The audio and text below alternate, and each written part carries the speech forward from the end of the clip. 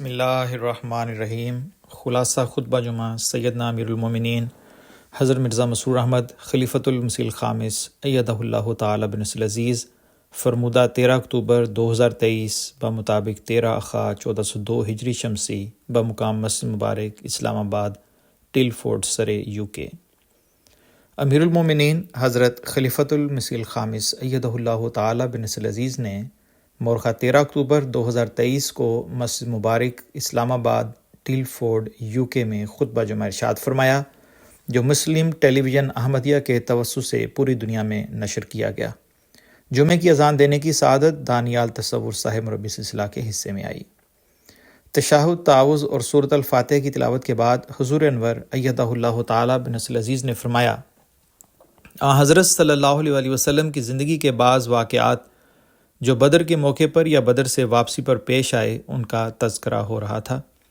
اس موقع پر حضرت صلی اللہ علیہ وسلم کی حضرت عائشہ رضی اللہ عنہا سے شادی کا بھی ذکر ہے، اس لیے یہاں اس کا بھی ذکر کر دیتا ہوں۔ ام المومنین حضرت خدیجہ رضی اللہ تعالی عنہا کی وفات کے بعد ایک دن حضرت عثمان بن مظعون رضی اللہ عنہ کی بیوی خولہ بنت حکیم نے حضرت صلی اللہ علیہ وسلم کی خدمت میں حاضر ہو کر عرض کی کہ اے اللہ کے رسول، کیا آپ شادی نہیں کریں گے؟ آپ صلی اللہ علیہ وسلم فرمایا، کس سے؟ خولہ نے عرض کی، اگر آپ چاہیں تو کنواری بھی موجود ہے اور بیوہ بھی۔ آپ صلی اللہ علیہ وسلم کے دریافت فرمانے پر خولہ نے بتایا کہ کنواری تو عائشہ بنت ابو بکر رضی اللہ عنہ ہے، جبکہ بیوہ سودا بنت زمعہ ہے۔ حضور صلی اللہ علیہ وسلم نے فرمایا کہ جاؤ اور ان دونوں کے گھر والوں سے میرے متعلق بات کرو۔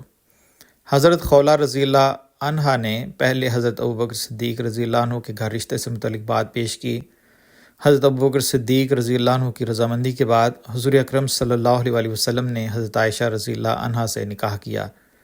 حضرت عائشہ رضی اللہ عنہا کی روایت ہے کہ شادی کے بعد حضور اکرم صلی اللہ علیہ وسلم نے انہیں فرمایا کہ قبل اس سے کہ میں تم سے نکاح کرتا تم مجھے 2 مرتبہ رویا میں دکھائی گئیں۔ الاستیعاب کی روایت کے مطابق حضرت ابوبکر رضی اللہ عنہ نے حضرت صلی اللہ علیہ وسلم سے عرض کیا کہ آپ اپنی اہلیہ عائشہ کی رخصتی کیوں نہیں کروا لیتے؟ حضور صلی اللہ علیہ وسلم نے فرمایا کہ مہر کی رقم کی وجہ سے۔ اس پر حضرت ابوبکر صدیق رضی اللہ عنہ نے آپ صلی اللہ علیہ وسلم کو 12.5 اوقیہ دیے۔ ایک اوقیہ 40 درہم کے برابر ہے۔ یہ رقم آپ صلی اللہ علیہ وسلم نے مہر کے طور پر حضرت ابوبکر رضی اللہ عنہ کے گھر بھجوا دی۔ جب حضرت عائشہ رضی اللہ عنہ کی شادی ہوئی تو آپ رضی اللہ عنہ کی چھوٹی عمر کے متعلق منافقین یا شریروں نے کوئی اعتراض نہ کیا۔ اگر آپ کی عمر کے متعلق کوئی ایسی بات ہوتی تو یہ لوگ ضرور اعتراضات کی بارش کر دیتے۔ حضرت مسیح موعود علیہ السلام فرماتے ہیں کہ حضرت عائشہ رضی اللہ عنہ کا 9 سال ہونا تو صرف بے سروپا اقوال ہیں۔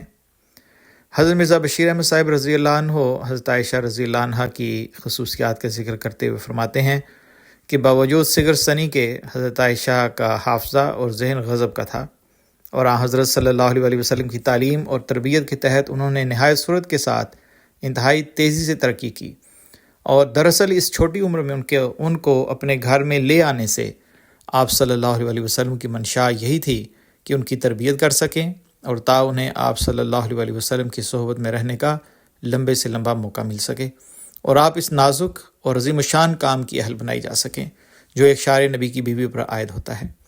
چنانچہ حضرت عائشہ رضی اللہ عنہا نے مسلمان عورتوں کی تعلیم و تربیت کا وہ کام سر انجام دیا جس کی نظیر تاریخ عالم میں نہیں ملتی۔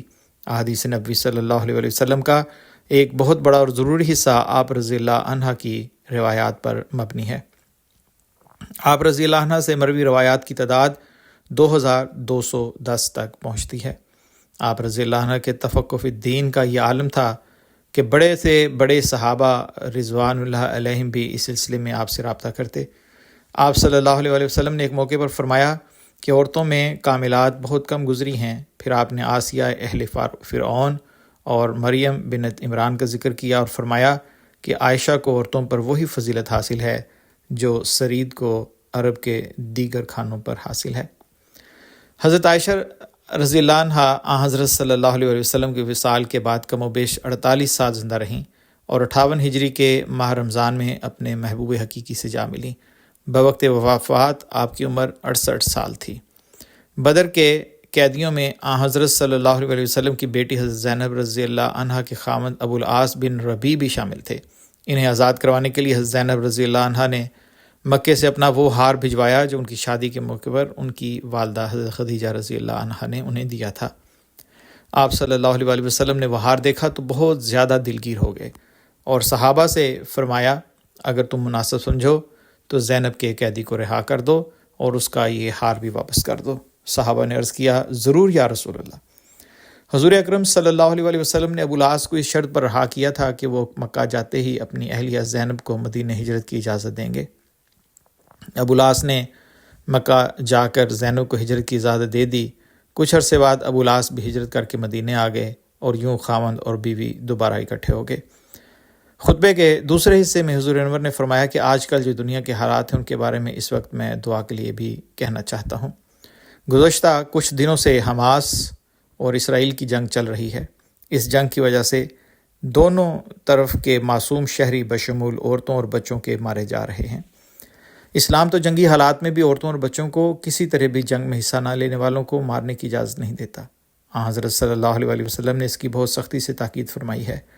دنیا کہہ رہی ہے اور کچھ حقائق بھی اسی قسم کے ہیں کہ اس جنگ میں پہل حماس نے کی ہے، قطع نظر اس کے کہ اسرائیلی فوج پہلے کتنے ہی معصوم فلسطینیوں کو قتل کر چکی ہے۔ مسلمانوں کو بہرحال اسلامی تعلیم کے مطابق عمل کرنا چاہیے۔ اسرائیلی فوج نے جو کیا وہ ان کا فعل ہے، اس پر رد عمل دینے کے اور طریقے ہو سکتے ہیں۔ اگر کوئی جائز لڑائی ہے تو وہ فوج سے ہو سکتی ہے، مگر عورتوں اور بچوں اور بے گناہوں سے نہیں۔ اس لحاظ سے حماس نے جو قدم اٹھایا وہ غلط تھا، اس کا نقصان زیادہ ہوا۔ جو حماس نے کیا اس کا بدلہ حماس تک محدود رہتا تو اچھا تھا، مگر جواب اسرائیلی حکومت جو اب اسرائیلی حکومت کر رہی ہے وہ انتہائی خطرناک فعل ہے۔ یوں لگتا ہے کہ یہ سلسلہ اب رکے گا نہیں۔ اسرائیلی حکومت کا تو یہ اعلان تھا کہ ہم غزہ کو بالکل مٹا دیں گے۔ اس کے لیے انہوں نے بے تحاشا بمباری کی اور پورے شہر کو راکھ کا ڈھیر ہی بنا دیا۔ اب نئی صورت یہ پیدا ہوئی ہے کہ وہ کہتے ہیں کہ 1 ملین سے زیادہ لوگ غزہ سے نکل جائیں۔ اس پر شکر ہے کہ کچھ مری مری سی ہی صحیح کچھ تو آواز اقوام متحدہ کی نکلی ہے کہ یہ انسانی حقوق کی پامالی ہے اور یہ غلط ہوگا۔ ان معصوم شہریوں کا جو جنگ نہیں کر رہے کوئی قصور نہیں۔ اگر دنیا اسرائیلی عورتوں اور بچوں کو معصوم سمجھتی ہے تو یہ فلسطینی عورتیں اور بچے بھی معصوم ہیں۔ ان اہل کتاب کی اپنی کتاب بھی یہی کہتی ہے کہ اس طرح کا قتل و غارت جائز نہیں۔ مسلمانوں پر الزام ہے کہ انہوں نے غلط کیا تو یہ لوگ اپنے گریبانوں میں بھی جھانکیں۔ بہرحال ہمیں بہت دعا کی ضرورت ہے۔ فلسطین کے سفیر نے یہاں یہی کہا ہے کہ حماس ایک جنگجو گروہ ہے، وہ حکومت نہیں ہے۔ ساتھ ہی انہوں نے یہ سوال اٹھایا اور ان کی یہ بات درست ہے کہ اگر حقیقی انصاف قائم کیا جاتا تو یہ باتیں پیدا ہی نہ ہوتی۔ اگر بڑی طاقتیں اپنے دوہرے معیار نہ رکھیں تو ایسی بدامنی اور یہ جنگیں کبھی نہ ہوں۔ اب تمام بڑی مغربی طاقتیں انصاف کو ایک طرف رکھ کر فلسطین پر ظلم کے لیے اکٹھی ہو رہی ہیں اور ہر طرف سے فوجیں بھجوانے کی باتیں ہو رہی ہیں۔ میڈیا میں غلط رپورٹنگ ہو رہی ہے۔ یہ لوگ جس کی لاٹھی اس کی بھینس کے اصول پر کاربند ہیں، جن کے ہاتھ میں دنیا کی معیشت ہے، انہوں نے ان کے آگے ہی جھکنا ہے۔ اگر جائزہ لیا جائے تو لگتا ہے کہ بڑی طاقتیں جنگ بھڑکانے میں لگی ہوئی ہیں، یہ جنگ ختم کرنا نہیں چاہتے۔ پہلی جنگ عظیم کے بعد لیگ آف نیشنز بنائی گئی، مگر انصاف نہ کرنے کی وجہ سے وہ ناکام ہوئی اور دوسری عالمی جنگ ہو گئی جس میں 7 کروڑ انسان اپنی جان سے گئے۔ پھر اقوام متحدہ بنائی گئی، مگر اب اس کا بھی یہی حال ہو رہا ہے اور وہ بھی بری طرح ناکام ہو رہی ہے۔ یہ بنائی تو اس لیے گئی تھی کہ اس کے ذریعے انصاف قائم کیا جائے گا اور مظلوموں کا ساتھ دیا جائے گا، جنگوں کے خاتمے کی کوشش ہوگی، مگر ان مقاصد کا دور دور تک پتہ نہیں ہے۔ ہر کوئی اپنے مفادات کے لیے کوشاں ہے۔ اب جب اس ناانصافی کی وجہ سے جنگ ہوگی تو اس سے ہونے والے نقصان کا عام آدمی اندازہ ہی نہیں لگا سکتا۔ ایسے حالات میں مسلمان ملکوں کو ہوش سے کام لینا چاہیے اور اپنے اختلافات مٹا کر وحدت قائم کرنے کی کوشش کرنی چاہیے۔ مسلمان طاقتوں کو چاہیے کہ حضرت صلی اللہ علیہ وسلم کے اس ارشاد کو ہمیشہ سامنے رکھیں کہ ظالم اور مظلوم دونوں کی مدد کرو۔ اللہ تعالیٰ مسلمان حکومتوں کو عقل دے اور یہ ایک ہو کر انصاف قائم کرنے والی بنے۔ دنیا کی طاقتوں کو بھی عقل عطا فرمائے کہ یہ دنیا کو جنگ میں دھکیلنے کی بجائے اسے تباہی اور بربادی سے بچانے کی کوشش کریں۔ ان بڑی طاقتوں کو یاد رکھنا چاہیے کہ اگر تباہی ہوگی تو یہ بڑی طاقتیں بھی محفوظ نہیں رہیں گی۔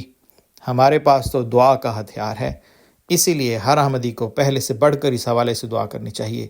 غزہ میں بعض احمدی گھرانے بھی گھرے ہوئے ہیں، اللہ تعالیٰ انہیں بھی محفوظ رکھے اور سب معصوموں کو محفوظ رکھے۔ اللہ تعالیٰ حماس کو بھی عقل دے اور یہ لوگ خود اپنے لوگوں پر ظلم کرنے کے ذمہ دار نہ بنیں۔ کسی قوم کی دشمنی انصاف سے دور کرنے والی نہ ہو، یہی قرآن کریم کا حکم ہے۔ اللہ تعالیٰ بڑی طاقتوں کو بھی توفیق دے کہ یہ انصاف کے تقاضے پورے کرتے ہوئے امن قائم کرنے والی بنے۔ اللہ تعالیٰ کرے کہ ہم دنیا میں امن اور خوشحالی دیکھنے والے ہوں، آمین۔ خطبے کے آخری حصے میں حضور انور ایدہ اللہ تعالیٰ بن نصر العزیز نے درج ذیل 2 مرحومین کا ذکر خیر فرماتے ہوئے نماز جنازہ پڑھانے کا اعلان فرمایا۔ نمبر 1، مکرم ڈاکٹر بشیر احمد خان صاحب آف حلقہ مسجد فضل لنڈن UK، آپ کا جنازہ حاضر تھا۔ مرحوم گزشتہ دنوں 92 سال کی عمر میں وفات پا گئے، انا للہ و انا الیہ راجعون۔ مرحوم صوم و صلات کے پابند اور خلافت سے گہرا تعلق رکھنے والے تھے۔ مرحوم موسی تھے اور پسماندگان میں اہلیہ کے علاوہ ایک بیٹا اور 6 بیٹیاں شامل ہیں۔ نمبر 2، مکرمہ وسیمہ بیگم صاحبہ اہلیہ ڈاکٹر شفیق سہگل صاحب، سابق امیر ضلع ملتان۔ شفیق سہگل صاحب نائب وکیل تصنیف بھی رہے ہیں۔ گزشتہ دنوں مرحومہ کی وفات ہوئی ہے، انا للہ و انا الیہ راجعون۔ مرحومہ موسیہ تھیں، شوہر کے علاوہ پسماندگان میں 3 بیٹے شامل ہیں۔ مرحومہ ہر دل عزیز، حقوق العباد کی پابند، غریب پرور اور قربانی کا مادہ رکھنے والی تھیں۔ روحانی خزائن کا بڑا گہرا مطالعہ تھا۔ حضور انور نے مرحومین کی مغفرت اور بلندی درجات کے لیے دعا کی۔ روزنامہ الفجر انٹرنیشنل، بروز سوموار، مورخہ 16 اکتوبر 2023، صفحہ نمبر 1 اور 2، آواز رضوان احمد افضل۔